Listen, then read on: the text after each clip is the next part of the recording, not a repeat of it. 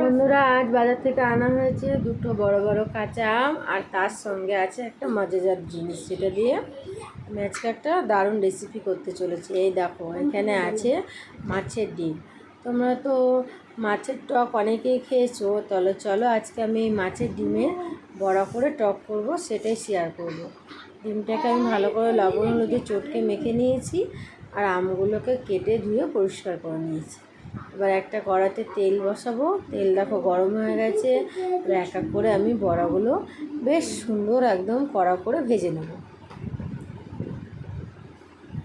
দেখতে পাচ্ছ, বড়াগুলো একদম লাল লাল করে ভেজে নিচ্ছি।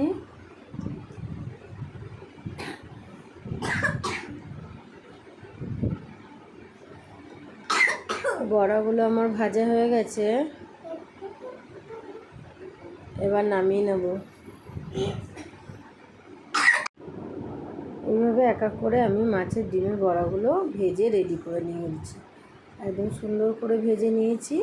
এবার সেই তেলেই সামান্য একটু তেল দিয়ে দিয়েছিলাম গোটা সর্ষে আর দুটো তিনটে শুকনো লঙ্কা, এভাবে আমি কেটে দিয়েছি। ওগুলো লাল লাল হয়ে গেলে দিয়ে দেবো আমটা। আম দেওয়ার পরে লবণ হলুদ দিয়ে একটু কষিয়ে নেব। টক মিষ্টি ঝাল খুব ভালো লাগে এই মাছের ডিমের বড়া টকটা খেতে।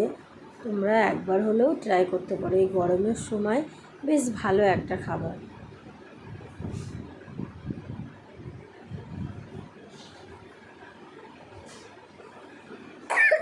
দেখো, এগুলো আমার বেশ সুন্দর করে ভাজা হয়ে গেছে। এবার আমি এতে দিয়ে দেবো জল। দেখতেই পাচ্ছ, আমগুলো লাল লাল করে ভাজা হয়ে গেছে।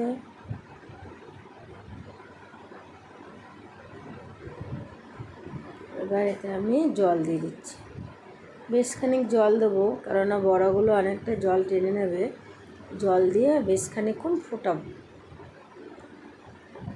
একটু নাড়াচাড়া দিয়ে নিলাম।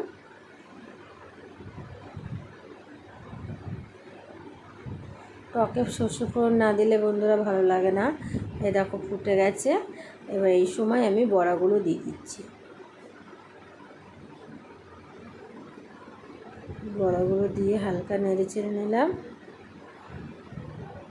দেখতে পাচ্ছ, বেশ ফুটে আমার আমগুলো সেদ্ধ হয়ে গেছে, বড়াগুলো অনেকটা ফুলে গেছে, রস ঢুকে গেছে।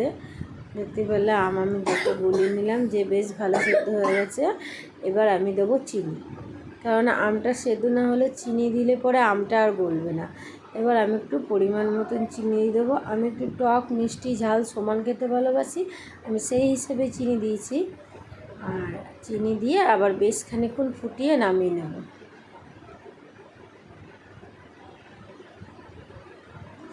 দেখো, আমি টকটা নামিয়ে নিয়েছি। টকটা যত রেখে খাবো তত বেশি মজা, মানে ওই পুরো জুসটা বড়াগুলো টেনে নেবে, তখন আরও বেশি স্বাদ লাগবে। এর মধ্যে তাই বেশ খানিকক্ষণে রেখেছি, তাই দেখো বড়াগুলো ফুলে কত বড় বড় হয়েছে। যদি তোমাদের এই রেসিপিটা ভালো লাগে, একটা লাইক কমেন্ট অবশ্যই করে যেও। আর নতুন বন্ধুরা, যদি আমার ভিডিও ভালো লাগে, একটা লাইক কমেন্ট করে চ্যানেলটাকে সাবস্ক্রাইব করে পাশে থেকো। আমিও তোমাদের পাশে থাকবো। তোমাদের একটা লাইক আমাকে অনেক আগ্রহ করে নতুন নতুন রেসিপি বানাতে।